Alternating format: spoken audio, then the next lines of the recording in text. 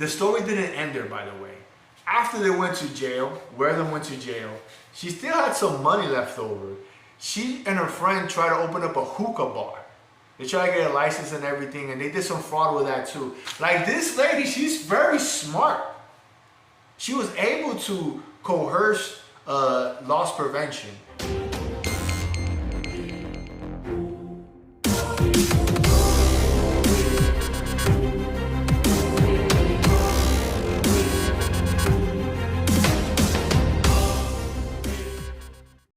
Security guard news, it's your boy Jay Gutierrez. I have an interesting story for you guys today. Amazon Loss Prevention steals $10 million. Now, Amazon Loss Prevention didn't do this by themselves, but since this is a security guard channel, I want to take it that route, right? Because it's an interesting story, and it really shows what happens when loss prevention or security doesn't care. And it's a great example for people in the future that are trying to get into security or in loss prevention, that sometimes you might have an opportunity to make a lot of money illegally in that trusted position. Now, I highly suggest you don't do anything illegal. And and one of the reasons why I'm showing this is because you need to have like those antibodies, mental barriers that say, hey man, I heard of a LP that did this once and they got caught. Let's avoid doing this altogether. And then you should be honest, tell the truth, and do your goddamn job. That's what you're getting paid for, right? Stealing is not good. Even though they were stealing from Jeff Bezos, Amazon, I can't feel too bad. The justice system says I should feel bad, but honestly, I don't care. Because in the beginning, I was even rooting for these guys when I found out about the story. I think it was amazing. How you steal $10 million from Amazon? And then you find out the little details of how they did it, and it was just the right place at the right time on some level, and just being brave and bold. And then they get caught because they got, I don't know, a little too greedy, you know, like most criminals do.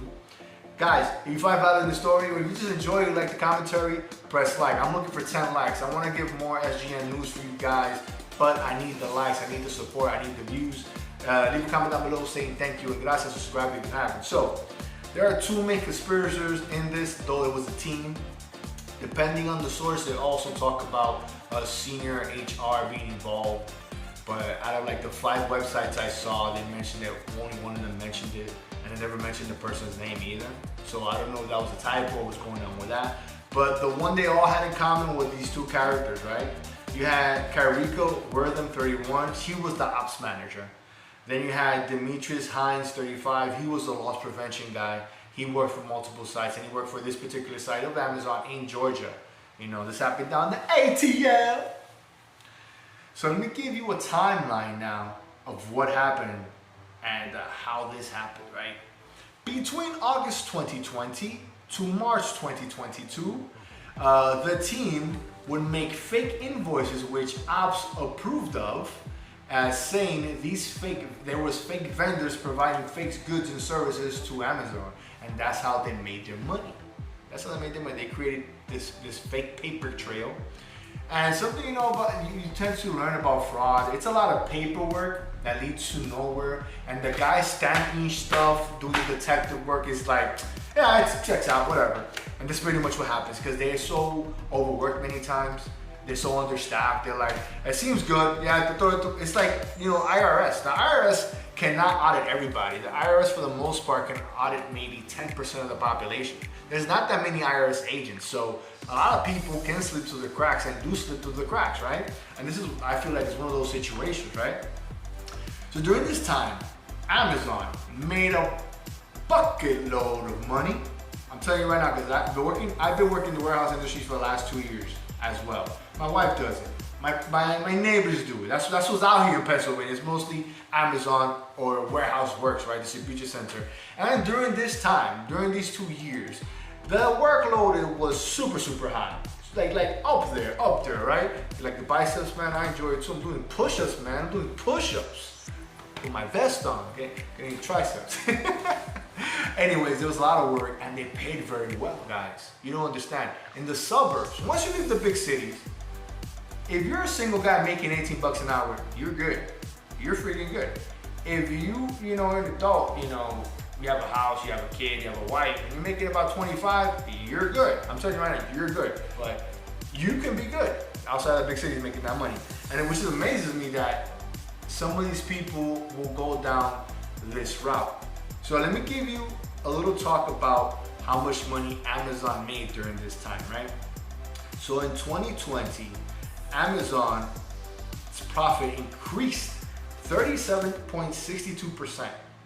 They made $386.064 billion in 2020. In 2021, it went up even further, 21.7% higher from the previous year, and they went up to making 467 billion. 467.822 billion. You saw they just went from 3 to 4. That's freaking amazing. Companies normally don't do that, but had that sickness going on, that problem going on during 2020, right?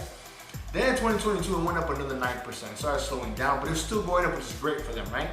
And they went to $513.983 billion. That's how much money they were raking in, they were making in Amazon, guys. Now let me talk to you a little bit about these characters' positions and their salary. Because I just told you my personal experience and how much, of a modest living you can make living in the suburbs outside of the big cities, and how you can still have a good life, right?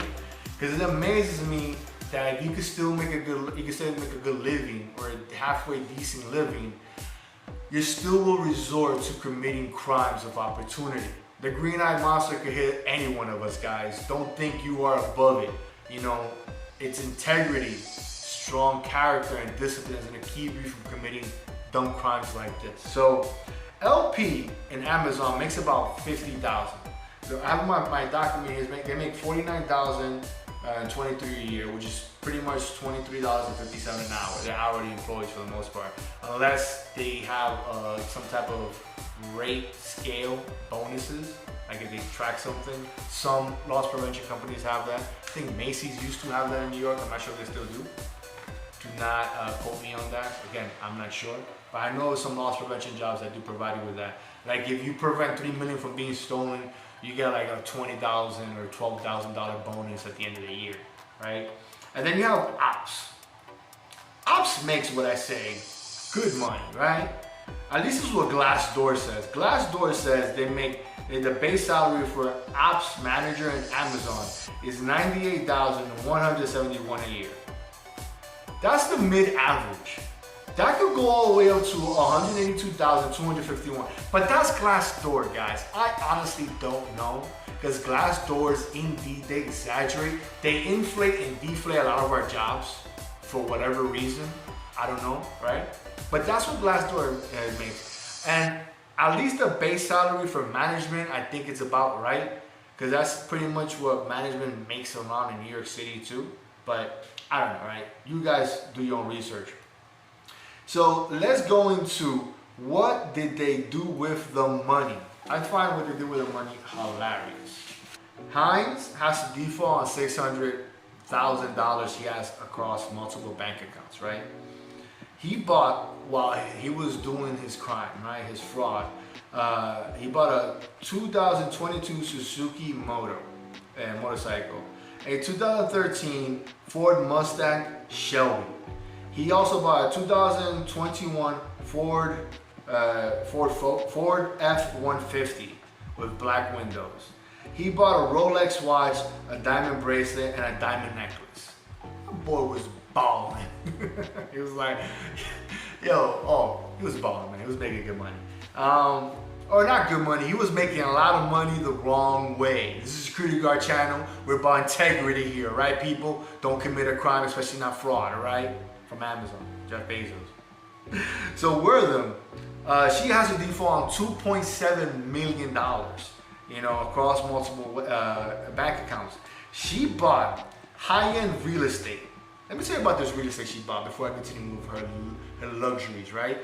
She bought it pretty much on the same street as the warehouse, guys. And this is the part that got me a little upset. I was like, come on, man. Really? Down the block? You bought the house down the block from Amazon, that multi-million-dollar property down the block of your job, where everybody can see you. You just You know, you drive for like 90 seconds from your garage, that big old house you bought, down to your Amazon warehouse parking lot, you know, and you're driving your luxury cars. Then everybody sees the money you're flaunting. And that's what got them. It was the greed and the show offness, right? You know, that I gotta boast, right? Anyways, she bought the house down the block, luxury cars, expensive jewelry. One of them had multiple bank accounts, like I said. She bought a 2019 Lamborghini Urus. A Urus, guys. I don't know what that is. I had to Google that. A 2021 Dodge Durango, a Kawasaki 2X636 motorcycle. They just needed rain all over the place. And just so you know, they didn't work by themselves. They had other people within Amazon. Remember, it was $10 million they almost stole. Depending on the source, you know, they rounded off, they say 10 million. Another site will say it was exactly 9.4 million. And they did that within a couple of years, which was crazy. You know, how did they get away with this? Let's go to the last part of this video. How did they get away with this? My theory is this. With Amazon making so much money, you know, when you're in a company, you make more money, you might have slighter, more increased losses. And it's just like I said, people are doing paperwork, this checks out, boom, boom, boom, they throw the paper, like, yeah, this checks out, it makes some sense. We went to $5 billion and we lost about 3 or 5 that year. That makes a little bit of sense, guys. Like the accountants checking that out, like, yeah, makes sense. On top of that, you had not just, you know, Wortham Senior Ops, right? You had loss prevention. For the most part, loss prevention and security, it is rare that any of us break the law, even if we don't like our jobs.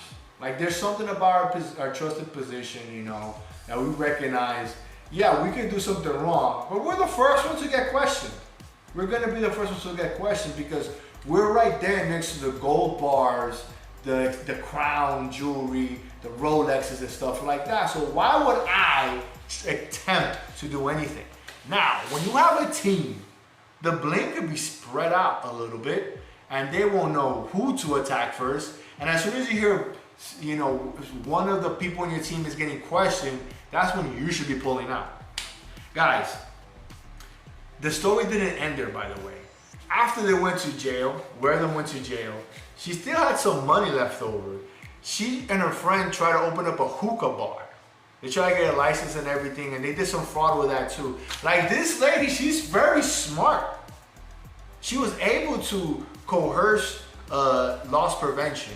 And, you know, when you have loss prevention okaying, you know, being the trusted eyes, okaying things, plus you have senior management okaying things, the people in the bottom also make some money too.